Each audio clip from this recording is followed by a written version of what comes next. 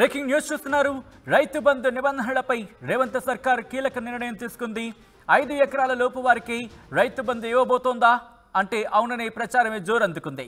గతేడాది వానాకాలం లెక్కల ప్రకారం 68.99 లక్షలు అంటే దాదాపుగా 69 లక్షల మంది రైతు బంధు లబ్ధి పొందినట్టుగా తెలుస్తోంది. అయితే 5 ఎకరాల లోపు భూమి ఉన్న రైతుల సంఖ్య 62.34 లక్షలుగా తెలుస్తోంది. 5 ఎకరాల కంటే ఎక్కువ భూమి ఉన్న రైతుల సంఖ్య 6.65 లక్షలు. వీరి వద్ద 50 లక్షల ఎకరాలు ఉన్నట్టుగా తెలుస్తోంది. 5 ఎకరాల లోపు వారికి రైతు బంధు ఇవ్వాలంటే ఏడాదికి 15,000 కోట్ల రూపాయలు ఖర్చు అవుతుందని చెప్పి తెలంగాణ సర్కార్ భావిస్తుంది. ఒకవేళ 5 ఎకరాల లోపు ఉన్నవారికి సంబంధించి అంటే 5 ఎకరాల లోపు వారికి రైతు బంధు ఇవ్వాలంటే ఏడాదికి 15,000 కోట్ల రూపాయలు అవుతుంది, ఖర్చు అవుతుందని అనుకున్నట్టుగా ఒకవేళ అది కనుక జరగాలంటే ఎప్పుడైతే ఈ 5 ఎకరాల లోపు ఉన్న వాళ్ళకి మాత్రమే ఇస్తే, ముఖ్యంగా సపోజ్ 69 లక్షలు అనుకుందాం రౌండ్ ఫిగర్గా, అక్కడ 62 లక్షలే అనుకుందాం, అప్పుడు దాదాపు 7 లక్షలకు సంబంధించి డిఫరెన్స్ వస్తుంది. ఒకవేళ ఆ డిఫరెన్స్ కనుక తగ్గించుకుంటే, అలా చేస్తే కనుక ఏడాదికి 7,000 కోట్ల రూపాయలు అంటే 7,000 కోట్ల రూపాయలు ఆదా అవుతుందని చెప్పి అంచనా వేస్తోంది తెలంగాణ సర్కార్. ఇదే నేపథ్యంలో ఒకవేళ ఇదే చేస్తే కనుక కాస్త బడ్జెట్ కూడా ఆదా అవుతుంది, అలాగే లబ్ధి ఎవరైతే జరగాలో వాళ్ళకి మాత్రమే లబ్ధి జరుగుతుంది అని యోచనలో తెలంగాణ సర్కార్ ఉన్నట్టుగా తెలుస్తోంది. గత ప్రభుత్వంలో విచ్చలవిడిగా రైతు బంధు అమలు చేసిందంటూ కూడా రేవంత్ ప్రభుత్వం చెబుతోంది. కొండలు గుట్టలకు కూడా కేసీఆర్ ప్రభుత్వం రైతు బంధు ఇచ్చిందని చెప్పి ఆరోపణలు చేస్తుంది. గత ప్రభుత్వ తప్పిదాలను సరిచేస్తామంటున్నారు రేవంత్ సర్కార్, సరిచేస్తామంటోంది రేవంత్ సర్కార్. ఇంతకీ ఏం జరగచ్చు? కేవలం 5 ఎకరాల లోపు వారికి మాత్రమే రైతు బంధు ఇస్తుందా? దాంతోపాటు ఇంకా ఎటువంటి అంశాలను పరిగణలోకి తీసుకోవచ్చు తెలుసుకునే ప్రయత్నం చేద్దాం. మా ప్రతినిధి ఉదయ్ అప్డేట్స్ అందించేందుకు లైవ్లో జాయిన్ అవుతున్నారు. ఉదయ్, రైతు బంధుకి సంబంధించి ప్రభుత్వం కొన్ని మార్పులు చేర్పులు చేయబోతున్నట్టుగా తెలుస్తుంది. ముఖ్యంగా 5 ఎకరాల లోపు వారికి మాత్రమే అంటే 5 ఎకరాల లోపు భూమి ఉన్న వారికి మాత్రమే రైతు బంధు ఇవ్వాలని చెప్పి యోచిస్తున్నట్టుగా తెలుస్తోంది.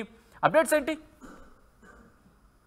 సచిన్, తెలంగాణలో రైతాంగానికి పెట్టుబడి కింద అందించే సాయంపై ప్రస్తుతం ప్రభుత్వం సీరియస్ గా ఫోకస్ చేసిందని చెప్పుకోవాలి. ఇటీవల బడ్జెట్ లో కూడా 19,240 కోట్లు వ్యవసాయ రంగానికి కేటాయించింది. సో ఖచ్చితంగా రైతు బంధు కావచ్చు, రుణమాఫీ కావచ్చు, ఇలాంటి అంశాలపై మొదటి నుంచి కూడా రాష్ట్ర ప్రభుత్వ యంత్రాంగం దృష్టి సారిస్తూ వచ్చింది. ప్రధానంగా 6 గ్యారంటీల హామీల్లో భాగంగా రైతు భరోసాను కూడా చాలా స్పెసిఫిక్ గా మెన్షన్ చేస్తూ కాంగ్రెస్ అధికారంలోకి వచ్చిందని చెప్పుకోవాలి. ఎందుకంటే రైతాంగం మద్దతు కూడా చాలా స్పెసిఫిక్ గా ప్రభుత్వం కోరుతూ వచ్చింది. అధికారంలో ఉన్నటువంటి ఆ పార్టీ అదే ప్రధాన ఎజెండాగా కూడా రైతాంగాన్ని కొంత ఆ ఓటింగ్ అంతా కూడా కన్వర్ట్ చేసుకునే ప్రయత్నం చేసి తన వైపు మళ్లించుకునే ప్రయత్నం చేసింది. ప్రస్తుతం ఆ పథకం అమలుకు ప్రభుత్వం కసరత్తు చేస్తుందని చెప్పుకోవాలి. అయితే గత ఏడాది అంటే లెక్కల ప్రకారం ఎంతవరకు రైతు బంధు నిధులు ఖర్చు చేశారు, ఎంతమంది రైతులు ఉన్నారు, ఎన్ని కోట్ల రూపాయలు వెచ్చించాల్సి ఉంటుంది, అనేక అంశాలపై ప్రభుత్వం గత కొంతకాలంగా ఫోకస్ చేస్తూ వచ్చింది. ఈ వానాకాలం సీజన్ నుంచి కాంగ్రెస్ పార్టీ అధికారంలోకి వచ్చిన తర్వాత అంటే గతంలో ఇచ్చినటువంటి హామీ రైతు భరోసా పేరిట గతంలో ప్రభుత్వం రైతు బంధు పేరిట పథకాన్ని ప్రవేశపెడితే రైతు భరోసాగా మార్చి పెట్టుబడి సాయాన్ని మరో 5,000 రూపాయలు పెంచాలని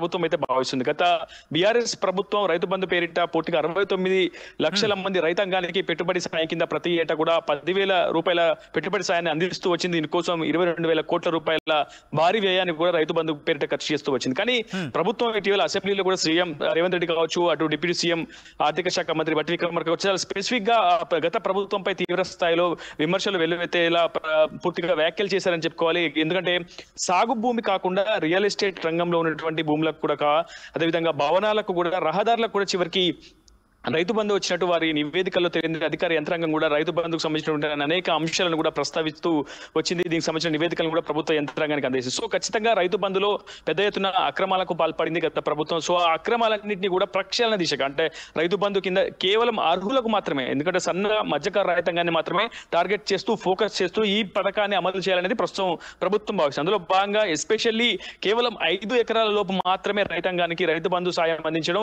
న్యాయం, అదే సమంజసమైనది అనేది ప్రభుత్వం ప్రస్తుతం ఆలోచిస్తుంది. అందుకోసం దాదాపు 69 లక్షల మంది రైతాంగానికి గత ప్రభుత్వం రైతు బంధు కింద పెట్టుబడి సాయం అందిస్తే ప్రస్తుతం 5 ఎకరాల లోపు అంటే 62 లక్షల పైచిలుకున్నటువంటి 5 ఎకరాల లోపు సన్న మధ్యకారు రైతాంగానికి మాత్రమే ప్రస్తుతం రైతు బంధు అందజేస్తే ఏ విధంగా ఉంటుందనే అంశంపై ప్రస్తుతం డిస్కషన్ జరుగుతుంది. దాదాపు 5 ఎకరాల లోపు రైతాంగానికి ఇస్తూనే మరోవైపు కౌలు రైతాంగానికి కూడా 15,000 రూపాయల పెట్టుబడి సాయం ఈ ఏడాది వానాకాల సీజన్ నుంచి అందించాలని చూస్తుంది. ఇందువల్ల దాదాపు 7,000 కోట్ల రూపాయల అంటే వ్యయం తగ్గుతుంది ప్రభుత్వానికి. ప్రస్తుత గతంలో 22,000 కోట్లు ఖర్చు అయితే ప్రస్తుతం 15,000 కోట్ల రూపాయల్లోనే పూర్తిగా 15,000 రూపాయల కింద పెట్టుబడి సాయం 5 ఎకరాల లోపు ప్రతి ఒక్క రైతాంగానికి ఇచ్చే ప్రయత్నం, అవకాశం, ఆలోచన, సమాలోచన ప్రస్తుతం ప్రభుత్వం జరుపుతుంది. ఇందుకోసం అనేక సమాలోచనలు జరిపింది. ఇప్పుడు ఇంకా ఇది ఫైనల్ కాదు, ఇంకా డిస్కషన్ కొనసాగుతుంది. ఎందుకంటే ఈ వానాకాలం సీజన్ జూన్ లో నైరుతి ఋతుపవనాలు మొదలవుతాయి. సో ఖచ్చితంగా ఆ సీజన్ నుంచి 15,000 రూపాయల పెట్టుబడి సాయాన్ని పూర్తిగా ఎకరాకు అందజేయాలని చెప్పి ప్రభుత్వం భావిస్తుంది. కౌలు రైతాంగానికి సంబంధించినటువంటి మార్గదర్శకాలను కూడా పూర్తిగా ఒక రూపొందించేందుకు ఇప్పటికే కసరత్తు ప్రారంభించింది. త్వరలోనే కౌలు రైతాంగాన్ని ఏ విధంగా గుర్తించాలి, ఎందుకంటే ఒకవైపు కొంతమంది భూ యజమానులు రైతాంగానికి సంబంధించిన రైతులు కొంతమంది కౌలుకి ఇస్తున్నారు. సో కొంత అక్కడ గ్యాప్ అనేది వస్తుంది. ఆ గ్యాప్ ను పూడ్చే విధంగా కూడా పర్టికులర్ గా కొన్ని మార్గదర్శకాలను రూపొందిస్తున్నారు.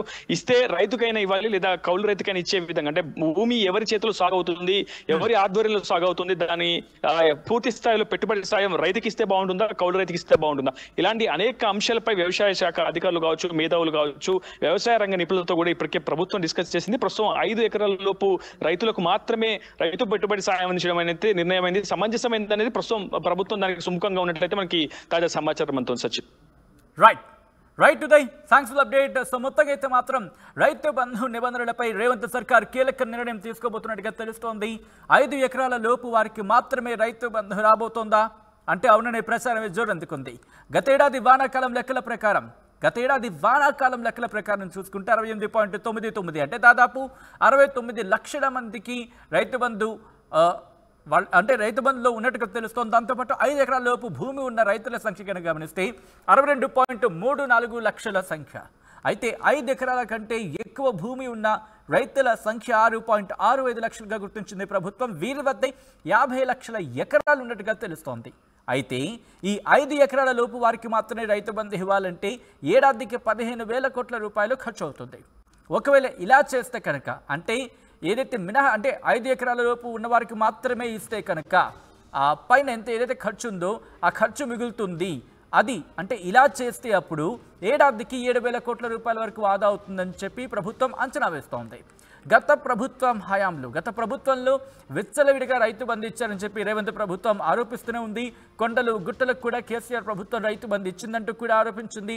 దాంతోపాటు గత ప్రభుత్వ తప్పిదాలను సరిచేస్తామంటోంది రేవంత్ సర్కార్. సో ఏం చేయబోతోంది, ఇంకా ఎటువంటి మార్పులు తీసుకొచ్చే అవకాశం కనిపిస్తోంది, ఎవరికి ఇచ్చే అవకాశం ఉంది, ముఖ్యంగా అర్హుల విషయంలో ఎటువంటి అంశాలను, ఎటువంటి పారామీటర్స్ని ఫాలో చేయబోతుందనే ఒక ఉత్కంఠ మాత్రం కొనసాగుతోంది.